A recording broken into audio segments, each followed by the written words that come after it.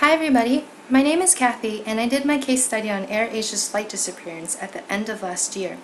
This was the company's first fatal accident since it was taken over by CEO Tony Fernandez in 2001. So, the flight lost contact with air traffic control 45 minutes after it took off from Surabaya, Indonesia to Singapore. Wreckage from the flight began to appear off the coast of Borneo 3 days after the search began. Tragically, all passengers and crew members died. As of today, 56 people are still missing, and the report to the causes of the crash has not been published. Rising from the ashes of this event, AirAsia did a number of things correct, which was CEO presence and visibility, effective use of social media, and responsible communication.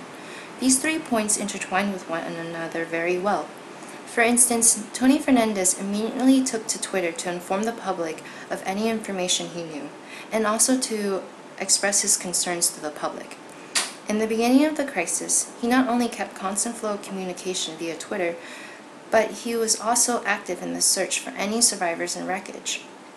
In addition, the company applied strategies to help the families of the victims, such as compensation and assistance to the area where the flight's wreckage was found.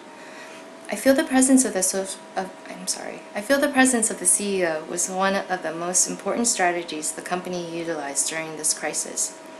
After the problems that happened with Malaysia Airlines during the summer, the public wanted to hear from someone of authority, and also from someone who understood the ins and outs of his or her organization. Manreal and Fobram state that the CEO plays an important symbolic role as a spiritual and emotional leader of the organization. Malaysia Air failed to do this. They actually tried to keep as secretive as possible during Flight 370's disappearance. AirAsia, on the other hand, started off very open, and the CEO kept constant flow of information in real time. The other strategy I want to narrow in on is their use of responsible communication, which we read in Theorizing Crisis Communication. On a basic level, we are all human beings, and mistakes happen. We naturally want to help each other as well. People needed to know that the company was doing the right thing, which was to help the families of the victims and crew members. Through statements in social media, Tony Fernandez constantly explained that AirAsia's top priority was to the people who were directly affected by the crash. I believe that the sincerity of the company was demonstrated, and the public was able to understand that though this was a tragic event, AirAsia did everything they could to help family members of the victims and take full responsibility.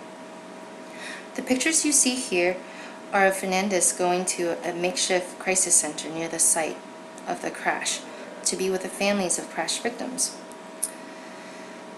He kept his priorities on supporting the families of the victims throughout the entire search.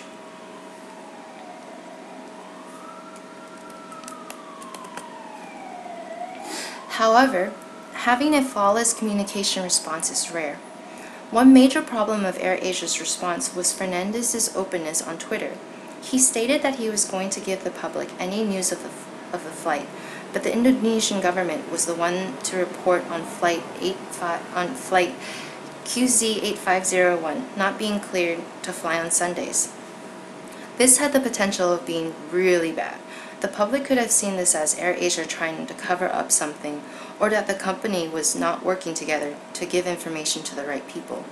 In either case, this put the company's sincerity and credibility at stake. Fortunately for AirAsia, flight clearance had nothing to do with the accident. For my sample statement, I wanted to create a press release concerning the last bit of information I just covered. This statement needs to be not only in the news, but on Twitter as well, since the company had already chosen Twitter as the medium.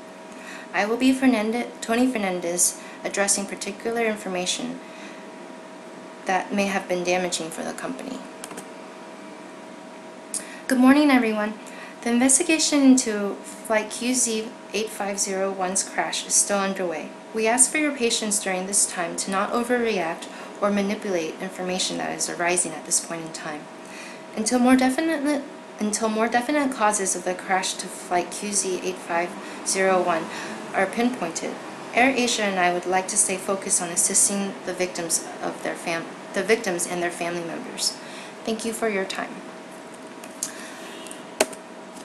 So that was my presentation, my case study. I hope you guys enjoyed listening to it, and have a great day.